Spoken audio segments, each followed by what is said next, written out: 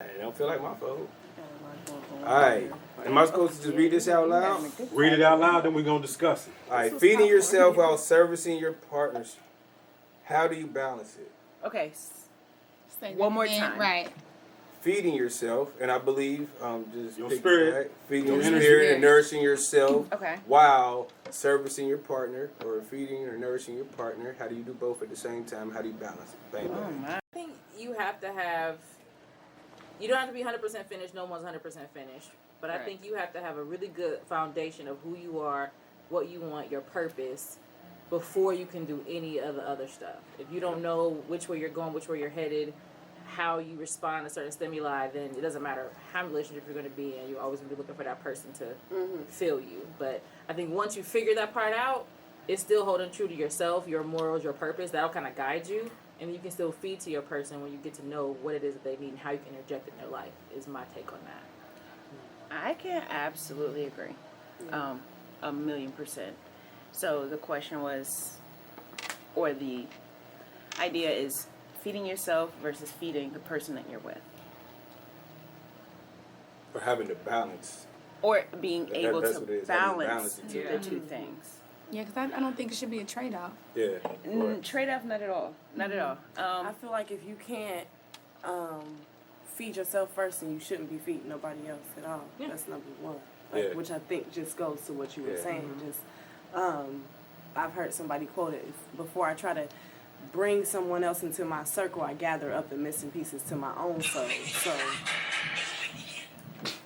Out of control. So in order to be able to, fully love somebody from a place that is a healthy love and not a codependency, or I need you to feel a void, Yeah. you have to be able to be whole first. You got to be able to be giving that stuff to yourself first. And you know what, honestly, I think that like even when there are voids to be filled within people, I think that a person needs to get to the point where they can identify what is this void that I'm missing, and what does this person give to me that like helps me in this way.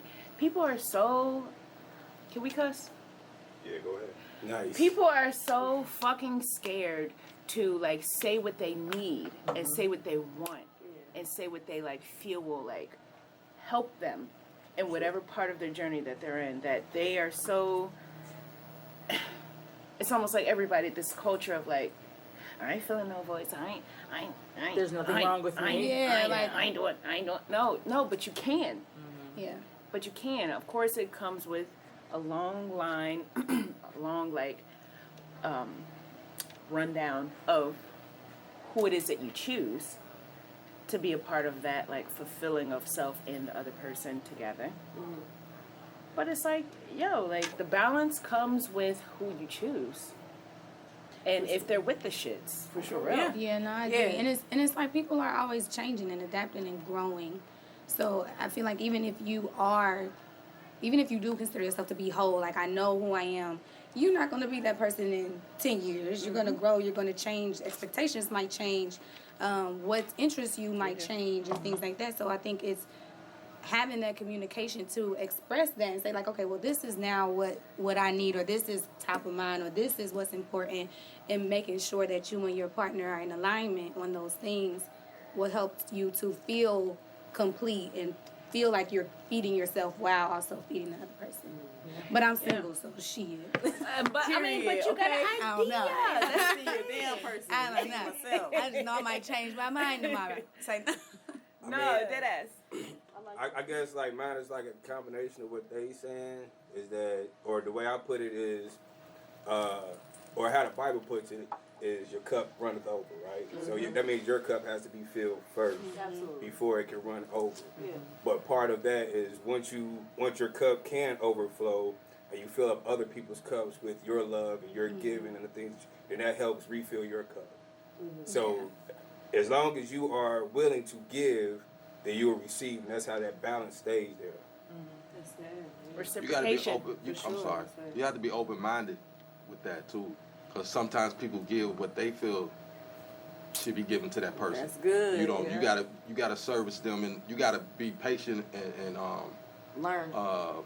not selfish to be able to listen to what they need and what they want. You know what I mean? Because you so dead set on what hey, this worked for me. Right. So, you know, you like me. So let it work for you. But it's like you can't do that. You got to be open minded with the other person, and some stuff that you don't have to agree to disagree, but you got to let them rock the way they rock. As long as it's not something that's a deal breaker in the relationship, you got to let each person, like somebody was just saying, grow at they speed or whatever. As long as you got the core understanding of the values of that person, that I can rock with this person. She or he has the base set to where hey, we can build on top of this. A lot of people say, and let me just throw this in here. We probably need to move it on, but let me just throw this in here. This cliche term of communication is key. Okay, like that whole situation. It sounds like some lame shit. But when you really think about it, like communication goes into the roots of shit. Exactly what you said. Is literally the key. Yeah, for real it though. really It's is. cliche, And communication but it isn't like, hey babe, hey honey. It's Hey. communicating your It is like feelings. it's just It's the being entire vulnerable. base of it. And I think, okay, so I'm a divorcee, and so I've experienced and you know, so in communication, also too, what we have to realize is that communication goes both ways in listening and in being vocal. Because I found that a lot of times I was being vocal, but the way that I was communicating, it just either he wasn't receiving it or he just didn't want to receive it, because it was like we were always missing each other. And I'm like, bruh, I've been saying the same thing since day one. That's that I root need shit. this, that, and the third. That's where the And root it's of like it comes every in. single time you're missing me, but we're communicating. We would have these 4 or 5 hour long conversations, but we would still at the end of the day walk away missing each other. So communication does go both ways as far as listening. Like, you have to be able to communicate and dwell with each other at, like the Bible says, according to knowledge.